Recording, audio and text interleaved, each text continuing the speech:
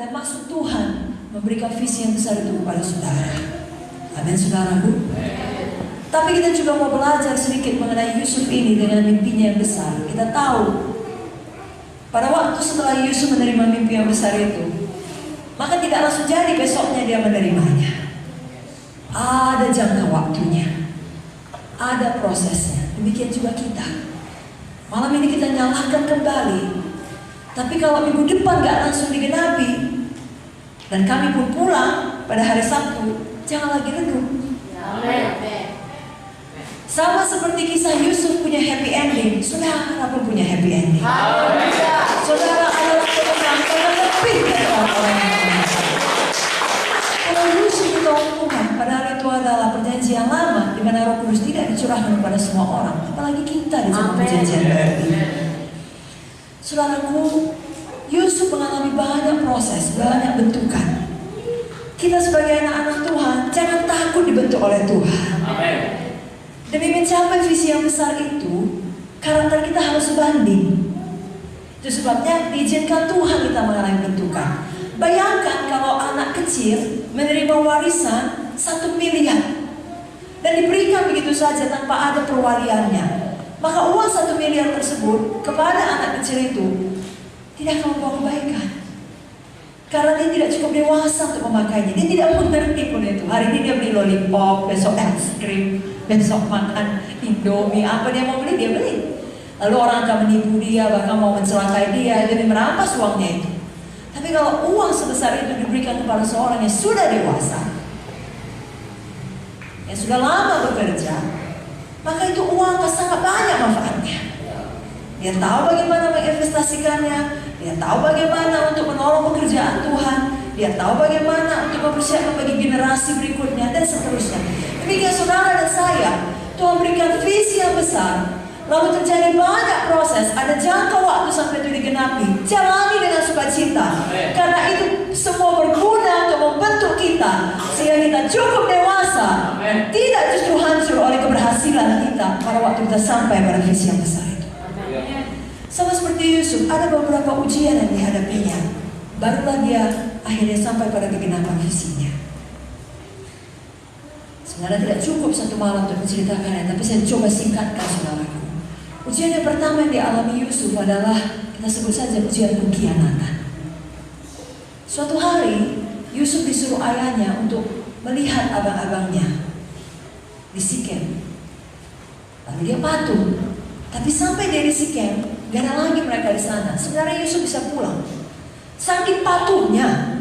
Saudara tahu ada ayat dalam firman, kalau orang memaksa untuk berjalan 1 mil, perjalanan dengan dia 2 mil.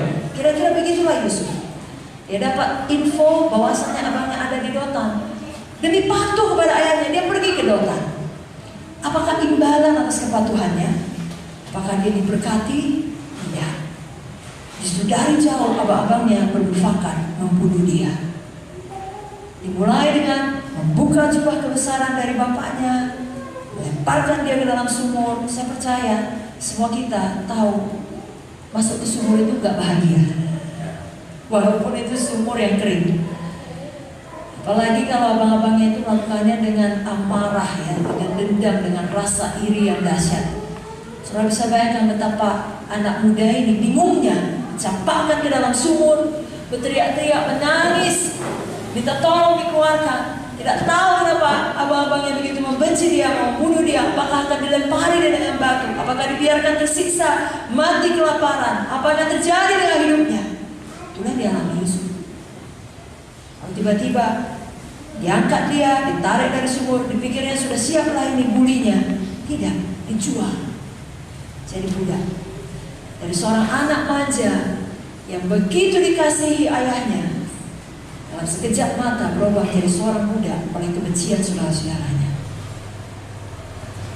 Tapi Yusuf tidak menyimpan kebaikan. Bapak Ibu Saudara, semua kita pernah disakiti dalam hidup ini, dan semua kita pun pernah menyakiti orang. Karena kita tidak sempurna. Bahkan di dalam gereja, dalam tubuh Kristus sekalipun akan ada gesekan-gesekan. Beberapa dilakukan dengan tidak sengaja, sayangnya beberapa dilakukan dengan sengaja. Kalau hal itu jadi pada saudara, pilihlah untuk mengampuni. Kurang kuat amin ya. Pilihlah untuk lulus ujian pengkhianatan. Karena kalau kita menyimpan kebencian dan dendam, itu hanya menyakiti diri kita sendiri.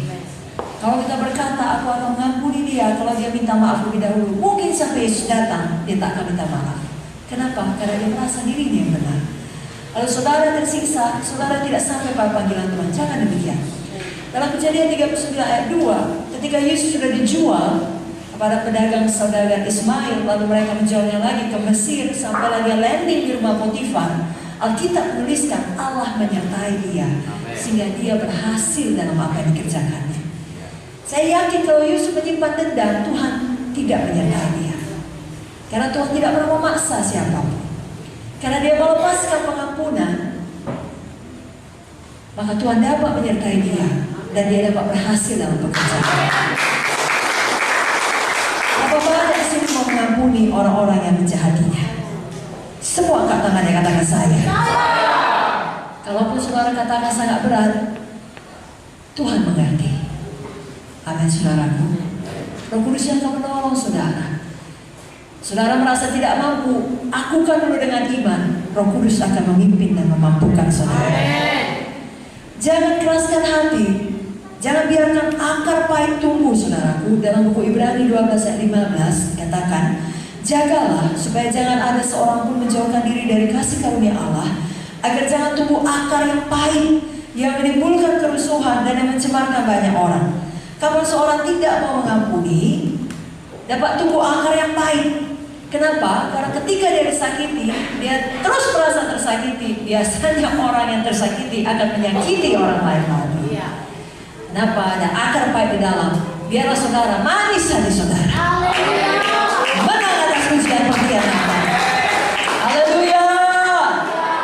Malam hari ini izinkan kasih Tuhan mengalir deras untuk mengalahkan semua sakit hati saudara, kekecewaan saudara, segala luka hati saudara. Dia tabir dari Gilead. Dia tidak hanya menyembuhkan luka badan, dia juga menyembuhkan luka hati saudara. Bawa pada Tuhan, izinkan dia pulihkan saudara.